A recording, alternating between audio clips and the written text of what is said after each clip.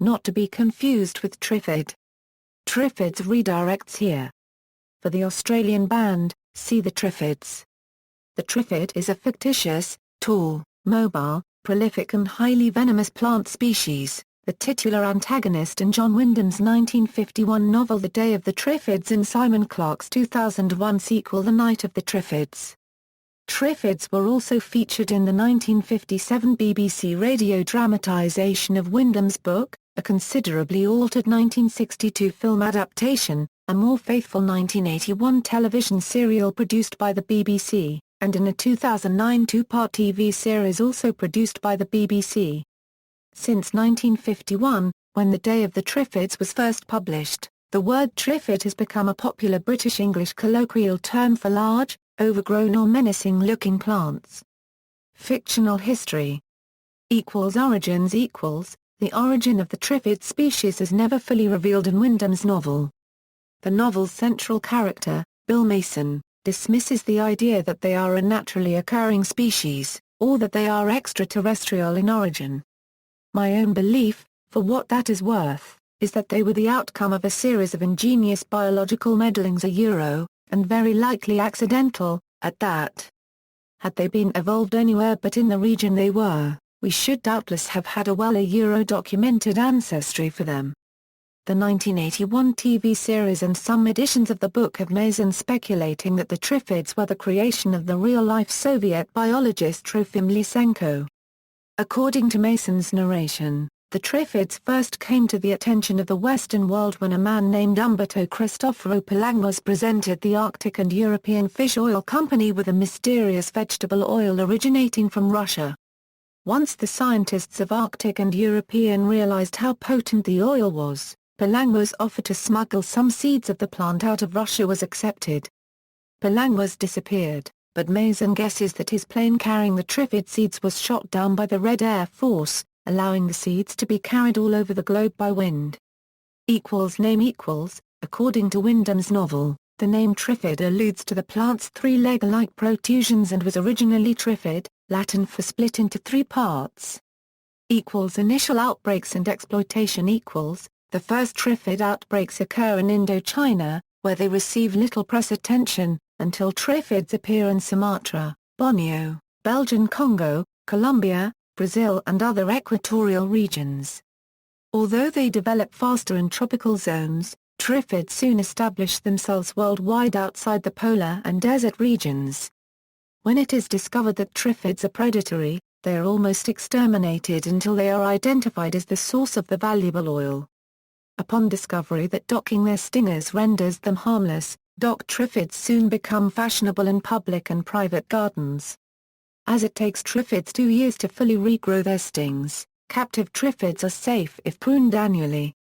Triffid farms are built to produce Triffid oil, which is of greater quality when taken from undocked specimens. During and after the Great Blinding. After a large part of the Earth's human population is rendered blind by a brightly colored comet shower, Triffids escape confinement and kill large numbers of people. They soon overrun mainland Europe and the British Isles, thus forcing the majority of survivors to escape to the Isle of Wight and other islands.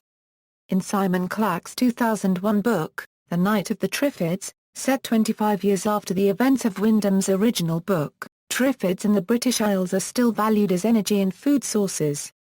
Owing to an annual cull, Triffids remain absent on the Isle of Wight, until they are transported there by large floating mats of debris and vegetation. Triffids also become more aggressive, as a comet shower has blotted out the sun and thus necessitates them to increase their nutritional intake. In North America, standard Triffids develop a form of echolocation. Swamp-dwelling Triffids become fully aquatic and a small number of giant Triffids attack New York. Members of the Algonquin tribe escape attack and their immunity to Triffid venom. By the end of the sequel, it is revealed that owing to their constant exposure to small doses of Triffid venom in their food, a quarter of the inhabitants of the Isle of Wight are also immune to Triffid venom, thus encouraging them to return to the British mainland. Characteristics. Appearance and habits. According to the novel, the fictitious Triffid can be divided into three components: base, trunk, and head. In the day of the Triffids, adult Triffids are described as 7 feet in height. European Triffids never exceed 8 feet, while those in tropical areas can reach 10 feet. In the night of the Triffids, a small number of North American Triffids reach 60 feet in height. The base of a Triffid is a large muscle-like root mass, comprising 3 blunt appendages. When dormant, these appendages draw nutrients, as on a normal plant. When active, Triffids use these appendages to propel themselves. The character Mason describes the Triffid's locomotion as such. When it walked it moved rather like a man on crutches. 2 of the blunt legs slid forward, then the whole thing lurched as the rear one drew almost level with them, then the 2 in front slid forward again. At each step the long stem whipped violently back and forth. It gave one a kind of seasick feeling to watch it. As a method of progress it looked both strenuous and clumsy or faintly reminiscent of young elephants at play. One felt that if it were to go on lurching for long in that fashion it would be bound to strip all its leaves if it did not actually break its stem. Nevertheless, ungainly though it looked, it was contriving to cover the ground at something like an average walking pace. Above the base are upturned leafless sticks which the Triffid drums against its stem. The exact purpose of this is not fully explained in the day of the Triffids. It is originally assumed that they are used to attract mates, but Bill Mason's colleague, Walter Luckner, believes that they are employed for communication. It is revealed that removal of these sticks causes the Triffid to physically deteriorate. In The Night of the Triffids, the character Gabrielle Deeds speculates that the vibrations made by the Triffid sticks serve as a form of echolocation. The upper part of a Triffid consists of a stem ending in a funnel-like formation containing a sticky substance which traps insects, much like a pitcher plant. Also housed within the funnel is a stinger which, when fully extended, can measure 10 feet in length. When attacking, a Triffid will lash the sting at its target, primarily aiming for its prey's face or head, with considerable speed and force. Contact with bare skin can kill a person instantly. Once its prey has been stung and killed, a Triffid will root itself beside the body and feed on it as it decomposes. Triffids reproduce by inflating a dark green pod below the top of the funnel until it bursts, releasing white seeds into the air. Aquatic Triffids appear in the night of the Triffids, but remain largely unseen, with the exceptions of their stingers, the latter described as prehensile. Intelligence equals. A recurring theme in the day of the Triffids is whether or not Triffids are intelligent or merely acting on set instincts. The character Walter Luckner states that although Triffids lack a central nervous system, they nonetheless display what he considers intelligence. And there's certainly intelligence there, of a kind. Have you noticed that when they attack they always go for the unprotected parts? Almost always the head or euro, but sometimes the hands. And another thing, if you look at the statistics of casualties, just take notice of the proportion that has been stung across the eyes and blinded. It's remarkably and significant. Later, after the Great Blinding, the Triffids herd blind people into cramped spaces to kill more easily, or root themselves beside houses, waiting for the occupants. Appearances: Triffids were illustrated on the front cover of the first edition of The Day of the Triffids. The Triffids made their first screen appearance in Steve Seckley's 1962 film adaptation. The Triffids are portrayed as extraterrestrial life forms transported to Earth by comets. This is directly contradictory of the literary source, in which Bill Mason states. In the books there is quite a lot of loose speculation on the sudden occurrence of the Triffids. Most of it is nonsense. Certainly they were not spontaneously generated, as many simple souls believed. Nor did most people endorse the theory that they were a kind of sample visitation harbingers of worse to come if the world did not mend its ways and behave its troublesome self. Nor did their seeds float to us through space as specimens of the horrid forms life might assume upon other, less favored worlds at least I'm satisfied that they did not. This is later reinforced in The Night of the Triffids, in which a young David Mason replies negatively to his teacher's question as to whether or not Triffids are extraterrestrial. The 1962 film Triffids also differ physically. The film Triffids were designed with flaying tentacles below their stems, which they use as slashing weapons and to drag their dead prey. Also, their stinger is shown as a gas-propelled projectile, rather than a coiled tendril. Finally, the film Triffids are vulnerable to seawater.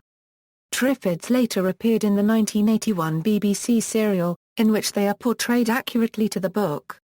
Designed by Steve Druitt, the Triffids were operated by a man crouched inside, cooled by a fan installed in its neck. The clackers were radio-controlled. The gnarled bowl, based on the ginseng root, was made of latex with a covering of sawdust and string, while the neck was fiberglass and continued to the floor, where it joined with the operator's seat. The plants were surmounted by a flexible rubber head, coated with clear gunge. After the end of the production, one was displayed for a time in the Natural History Museum in London, where Druitt had once been employed. Some inferior copies of the props were later used in a cocktail party sketch in an episode of Alexei Sale's Stuff. St. Marin, a unregistered trademark S Hospital is alluded to, and a Triffid makes an appearance in one panel of The League of Extraordinary Gentlemen, Black Dossier, written by Alan Moore and drawn by Kevin O'Neill. In the 2009 two-part TV series, the Triffids are portrayed as a naturally occurring species from Zaire, discovered by the West and selectively bred as an alternative to fossil fuels to avert global warming. Rather than walking on three blunt stumps, the Triffids drag themselves with prehensile roots which also constrict prey. Their stalk is surrounded by large agave-like leaves, and they secrete their oil from their surfaces. Their stingers, which in previous film adaptations could not penetrate glass, are powerful enough to shatter windows, true to the original Triffids of the novel. Instead of a cup they have a pink flower-like head, resembling a cross between a lily and a sweet pea, that enlarges before releasing the sting. In the video game Final Fantasy XIII, the player encounters enemies called Triffids upon reaching Grand Pulse and, not surprisingly, they look and act as hostile plants. Other uses of the term, Chromoleana odorata, is known as a Triffid throughout the Durban area of South Africa. However, they pose no threat to humans unless ingested, as they are carcinogenic.